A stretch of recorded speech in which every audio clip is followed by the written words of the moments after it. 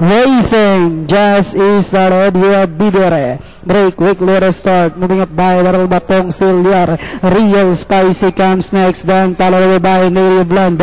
Jet Sato Manhattan. While Empire King is the early trailer. And going along for the first turn we have Bibere. The early leader by about 3/4 of a length lead. Batong Silliar is right there in second. Real Spicy is done in third. Then followed by Native Blend. Empire King comes next, running alongside Jet Sato, while Manhattan is in behind them.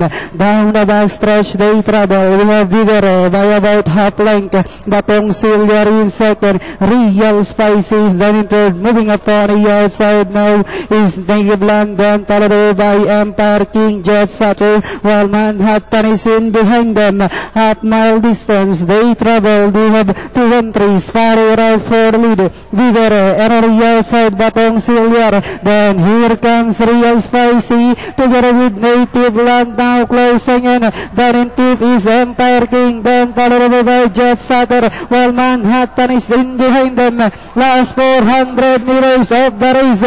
Race now getting more exciting with Real Spicy. Now moves up. Native Land is on the outside. Vigere draws back into us. They swing for home. Real Spicy moving up on the outside. Now is Native Land with about 150 meters more to run. Real Spicy, Native Land is on the outside, but it's still Real Spicy, Native Land, and finally it's Real Spicy, Native Land. Third goes to Jet Sato, then comes Bivere, close with Empire King, Manhattan, and Batong Silliar.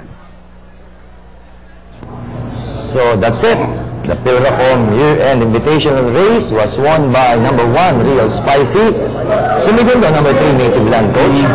Medyo nag-iba ang storya ngayon.